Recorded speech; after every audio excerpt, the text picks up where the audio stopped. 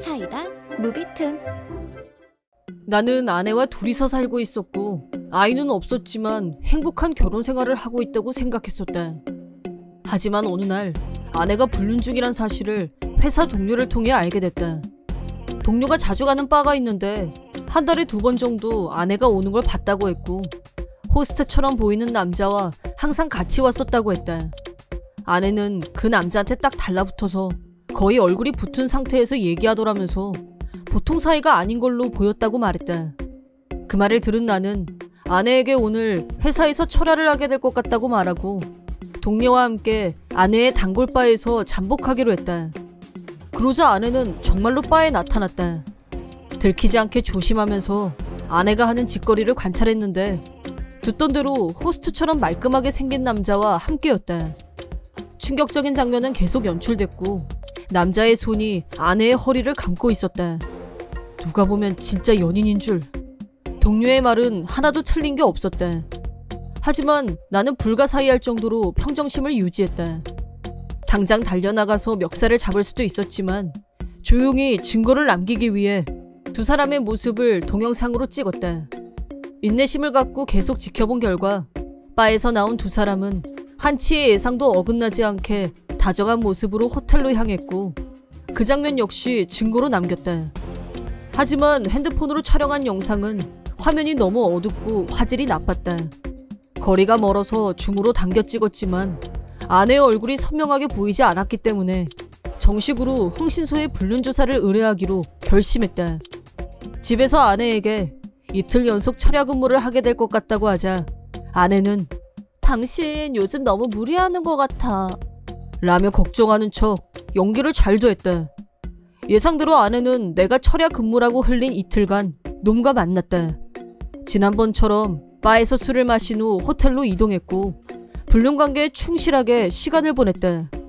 그렇게 일주일 정도가 지나자 충분하고도 넘칠 정도의 증거가 모였다. 아내는 내가 집에 없는 낮에는 그 남자 집에 찾아갔고 거기서 하루 종일 시간을 보냈다. 자기가 원해서 전업주부가 됐지만 집이 항상 지저분하고 빨래가 밀려 있었던 이유를 알 것 같았다.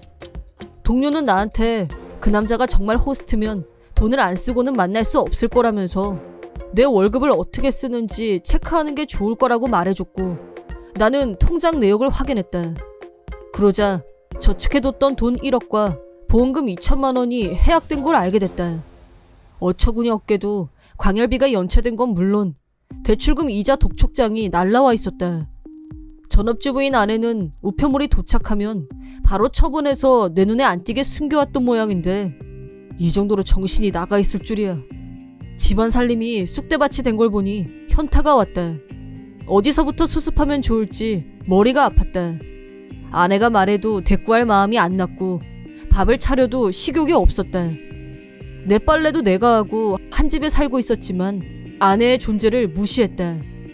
내가 그런 태도를 보이자 아내는 화를 냈고 왜 그러냐고 나한테 강력하게 따졌다. 친정 부모님께 하소연하기도 했다.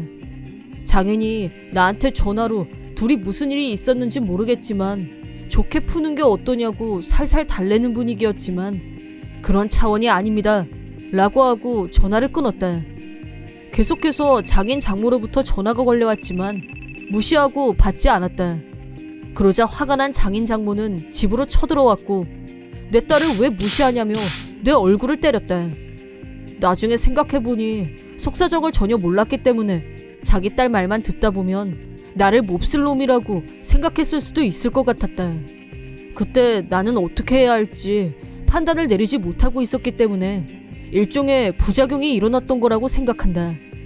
아내는 친정부모님 기세를 등에 업고 대체 이유가 뭐냐며 큰 소리로 나한테 따졌다.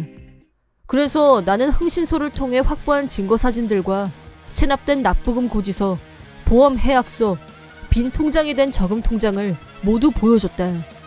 증거물들을 보고 하얗게 질린 아내와 아내에게 이게 어떻게 된 거냐고 화를 내는 장인 장모에게 이 문제는 변호사를 통해서 알려드리겠다고 말씀드린 후 갑자기 얼음이 된 아내와 장인, 장모를 두고 집에서 나와버렸다. 당분간은 비즈니스 호텔에서 지내기로 했다.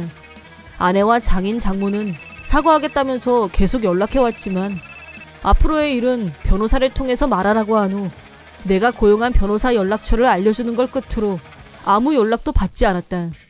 그 후 이혼 조정을 통해 이혼이 성립됐다. 장인은 그런 일이 있는 줄도 모르고 화부터 내서 미안하다면서 직접 찾아와서 용서를 빌었다. 정신적 피해 보상이라며 위자료를 가져오셨고 자기 딸이 저지른 잘못에 대해서도 사과하셨다. 아내에게는 호스트와 반동거한 점, 집안일을 내팽개치다시피 한 점, 부부 저금 통장에 있던 돈을 불륜남에게 다 가져다 바친 점 등을 이유로 불륜 위자료 5천만 원과 탕진한 가산을 합쳐서 총 2억 원을 청구했다. 그러자 아내는 그런 큰 돈을 어떻게 갚으라는 거야? 라고 발광하면서 난리를 쳤지만 그때 옆에서 지켜보고 있던 장인이 따기 세례를 날렸다. 정신 나간 소리 닥쳐!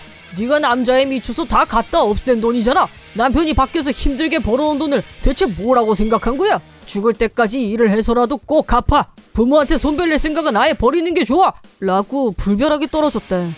맞아서 아픈 건지 위자료가 너무 엄청나서 절망한 건지 아내는 펑펑 울었지만 운다고 달래줄 사람은 아무도 없었다. 2억이면 오피스텔 한 채 값은 되는 거금인데 앞으로 아내의 인생이 산지옥이 될 거란 전망이 들지만 당연한 결과라고 본다.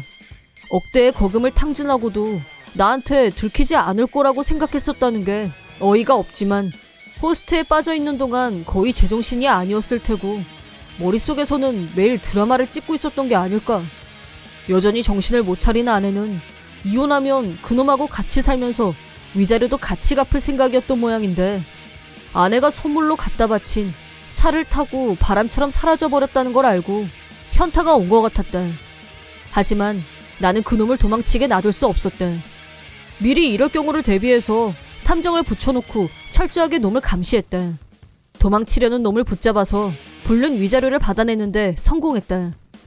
놈은 호스트한테 돈을 갖다 바친 당신 부인한테 가서 따지라고 했지만 불륜 당사자란 사실은 변하지 않는다는 사실. 위자료를 지급하지 않으면 부모님이건 친척이건 다 찾아다니면서 네가 한 짓을 폭로하겠다고 하자 집에다가는 자기가 평범한 회사원인 걸로 꾸며놓은 모양인지 요구하는 대로 들어줄 테니 집에는 찾아가지 말아달라고 애원했다. 호스트 수입이 나쁘지 않은 건 사실인지 내가 요구한 위자료를 순순히 입금했다. 하지만 한 번 문제를 일으킨 사람은 두 번 일으키기 마련이라며 호스트바에서 해고당했고 지금은 돈도 없고 일자리도 없는 모양이다. 한편 호스트한테 버림받고 2억이라는 거금의 빚을 진 전처는 혼자서는 도저히 그 돈을 갚을 수가 없다며 친정에 가서 징징거렸다는데 당연히 좋은 소리를 들을 리 없었고 장인이 불벼락을 내리는 통에 집안에는 들어가지도 못했다고 한다. 전처는 현재 편의점 심야 알바와 패밀리 레스토랑 주방에서 힘들게 일하고 있다는 소문이다. 돈 벌기가 힘들다는 걸 절감했는지 전처는 재결합을 노리고 틈만 나면 나한테 연락을 해대고 있다. 두 번 다시 당신 배신 안 할게. 앞으로는 당신 한 사람만 보고 살게. 평생 뉘우치면서 모시고 살 테니 용서해달라고 말이다. 하지만 앞으로 다시는 전처와 엮이고 싶지 않았고 모든 일처리는 변호사에게 맡겼다. 나는 모든 일을 다 끝낸 후 동료에게 감사의 마음을 전했다. 이 모든 일은 동료가 나한테 사실대로 알려주면서 시작됐고 이혼으로 귀결됐지만 위자료를 받아냈으니 폭망은 면한 셈이었다.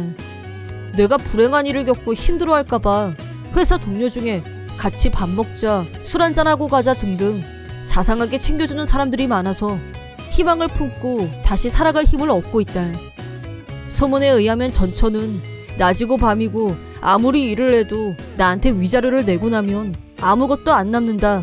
사는 게 아니라면서 일하다 말고 미친 사람처럼 소리를 지르는 바람에 그 자리에서 바로 잘렸다고 한다. 하지만 친정 부모님이 도와줄 리도 없고 그래도 살려면 자기 힘으로 돈을 버는 수밖에 없는 처지. 또 돈을 벌면 그 돈은 자동으로 나한테 입금이 되는 악순환의 연속. 호스트바는 죽었다 깨어나도 다시 못 가볼 테고 살아도 사는 게 아닌 지옥 같은 생활이 계속되겠지만 이 모든 건 자업자득일 뿐이다. 이번 영상 영상은 어떠셨나요? 재밌게 보셨다면 구독, 좋아요에 댓글까지 달아주시면 감사하겠습니다. 그럼 다음 영상에서 만나요.